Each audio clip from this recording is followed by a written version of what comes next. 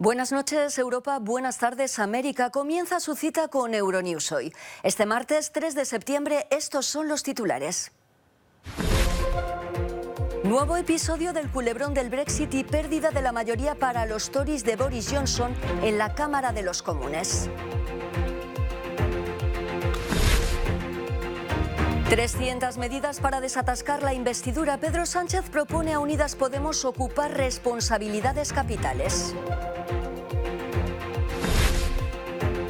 Tras dejar muerte y destrucción en las Bahamas, Dorian se dirige a Estados Unidos, debilitado a categoría 2.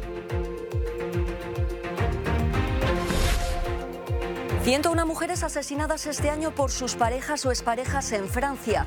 París lanza 3 meses de debates para combatir los feminicidios. Brexit y más Brexit. La Cámara de los Comunes ha retomado sus sesiones con este monotema y con un vuelco en el peso de las fuerzas en el Parlamento británico, donde se ha protagonizado un nuevo duelo entre los Tories y la oposición. El primer ministro británico pierde la mayoría en el Parlamento. El diputado conservador Philip Lee se ha cambiado al Partido Liberal Demócrata al estar en desacuerdo con la postura del gobierno de buscar un Brexit duro. Johnson, sin embargo, insiste en que se está avanzando hacia un acuerdo con Bruselas y se ha referido a las conversaciones que mantuvo con líderes europeos durante la cumbre del G7 en Biarritz. Pude dejar claro a todos que todos en este gobierno queremos un acuerdo, pero es una realidad que la Cámara de los Comunes ha rechazado el acuerdo de retirada 3 veces y simplemente no puede ser restablecido. Por eso escribí al presidente Tusk el 19 de agosto para exponer nuestros argumentos sobre por qué un futuro acuerdo debe incluir la abolición de la antidemocrática salvaguarda irlandesa.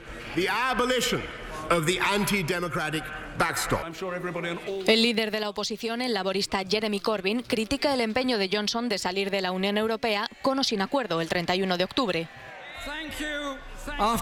Tras estas reuniones, el primer ministro emitió una nota optimista diciendo que las posibilidades de un acuerdo estaban mejorando. Su optimismo no era compartido por los que han estado en las mismas reuniones. El primer ministro puede decir que se están haciendo progresos, pero los líderes de la UE dicen que el gobierno no ha presentado hasta ahora ninguna propuesta nueva. Mientras, a las puertas del Parlamento británico se han congregado decenas de personas para protestar a favor y en contra del Brexit. Todo apunta a que los diputados de la oposición y una quincena de díscolos conservadores votarán para tomar el control de la agenda de la Cámara. En una semana clave, la única que tienen los diputados para frenar los planes de Boris Johnson debido a la suspensión que mantendrá cerrado el Parlamento 5 semanas. Recién estrenado el curso político también en España, donde todo el mundo se pregunta si habrá elecciones el 10 de noviembre. Pedro Sánchez no quiere otra investidura fallida, pero tampoco un gobierno de coalición, por lo que ha lanzado una ofensiva. El presidente del gobierno español, Pedro Sánchez, ha presentado este martes en Madrid un programa con 300 medidas. Entre ellas se incluyen algunas de las propuestas sociales y medioambientales de Unidas Podemos, pero también temas de divergencia como la resolución de la crisis independentista en Cataluña. Con este documento los socialistas intentan alcanzar un acuerdo con la formación morada y poder así formar un ejecutivo socialista en solitario. Una alternativa a esta fórmula. Les trasladamos nuestros reparos hacia un gobierno de coalición, fundamentalmente porque a nuestra coincidencia en muchas políticas sociales, que las hay, y pese a que existen efectivamente esas coincidencias, hay grandes divergencias que todos tenemos en mente en importantes cuestiones de Estado que van a ser urgentes, no solamente importantes, en los próximos meses. Para superar el bloqueo político vivido desde las pasadas elecciones el 28 de abril, los socialistas necesitan el voto de la formación morada, así como el de otras fuerzas, entre ellas las independentistas. El pasado julio el partido de Pablo Iglesias rompía el acuerdo al no obtener ciertos ministerios. Ahora Pedro Sánchez ofrece varios cargos, aunque fuera del Consejo de Ministros. El Partido Socialista ha ofrecido a Podemos a lo largo de estos últimos meses diferentes alternativas, desde un apoyo externo, un gobierno de cooperación, incluso un gobierno de coalición, que fue rechazado por Unidas Podemos en el mes de julio. Por tanto, nosotros hemos dado por supuesto que la alternativa tiene que ser otra, porque tenemos que ofrecer un programa estable y progresista en el que se sientan reconocidos la mayoría de los españoles.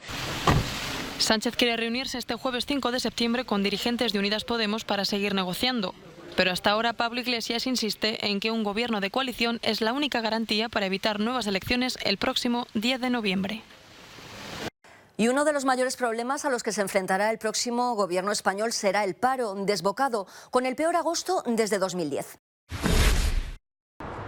El paro en España se disparó nuevamente este agosto con un total de 54.371 personas registradas, siendo la peor cifra publicada en este mes de los últimos 9 años.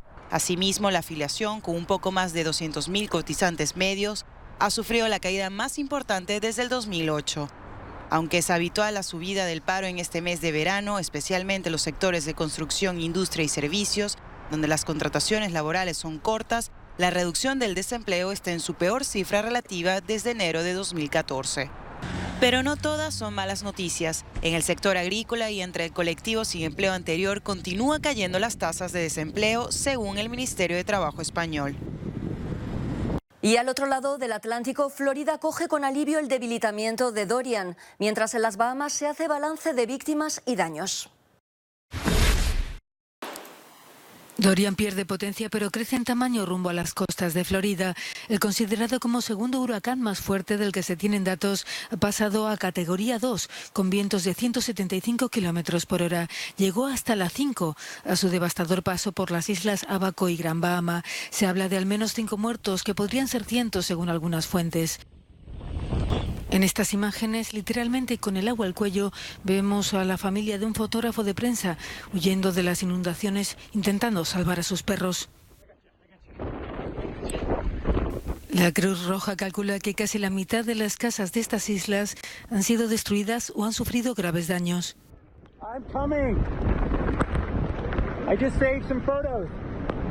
La ONU calcula que unas 60.000 personas necesitarán comida. Mientras los guardacostas rescatan a gente atrapada en los tejados, salen las primeras ayudas desde Nassau. Y después de tanta alarma, los habitantes del sur de Florida respiran aliviados al ver que el huracán pasará de largo. Este miércoles continuará hacia el norte, en paralelo a la costa, antes de amenazar el litoral de Georgia y Carolina del Sur. 1 millón de personas habían recibido órdenes de evacuación. Ahora, además, en el Atlántico hay otro fenómeno preocupante, una depresión tropical surgida en el Golfo de México. La crueldad de Dorian parece muy lejana, visto desde la Estación Espacial Internacional.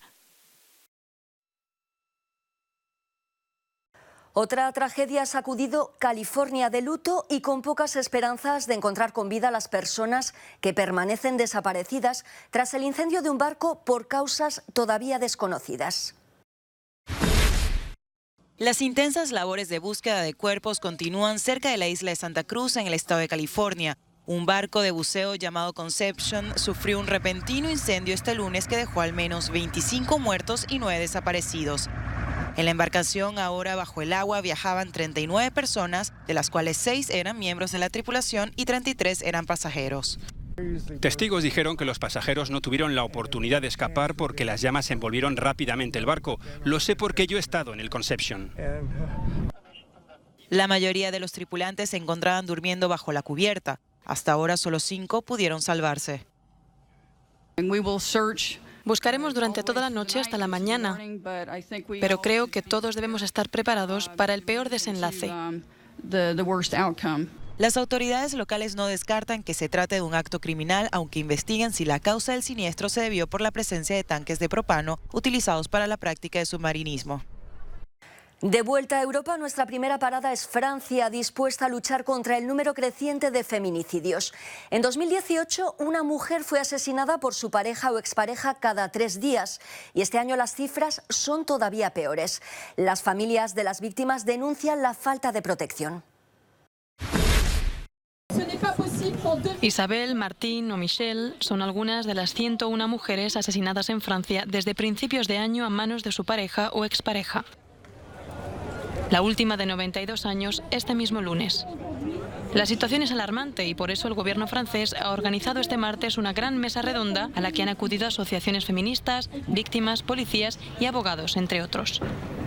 El Elíseo pretende acabar con esta lacra escuchando a los actores involucrados y aumentando las ayudas, que irán destinadas a la creación de hogares para las víctimas y a facilitar el proceso de denuncia, cuya lentitud en muchos casos acaba siendo fatal. En este centro de ayuda, la centralita no da un respiro. El año pasado se atendieron 45.000 llamadas, una cifra que demuestra la magnitud de la situación.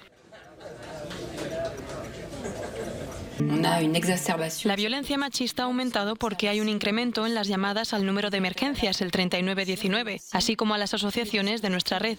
Cada vez más mujeres solicitan más ayuda. Los últimos datos de Eurostat muestran cómo en 2017 Francia ya era uno de los países más golpeados por la violencia conyugal, solo superado por Alemania, que presentaba 153 asesinatos. En España el número fue mucho menor, en total 47 casos, lo que alienta al país francés a poner en marcha algunas de sus medidas, como los brazaletes electrónicos o los tribunales específicos para cuestiones de género. Las asociaciones feministas francesas consideran que el país ha quedado rezagado en la lucha contra la violencia de género, por lo que esperan resultados a la altura e incluso la creación de un fondo específico. La realidad es que se necesitan al menos 500 millones de euros sobre la mesa, al menos 5 o 6 veces el presupuesto actual, para poder obtener una respuesta adecuada al drama que viven 230.000 mujeres al año. Las conclusiones de este debate nacional se anunciarán el 25 de noviembre, una fecha que coincide con el Día Internacional para la Eliminación de la Violencia contra las Mujeres.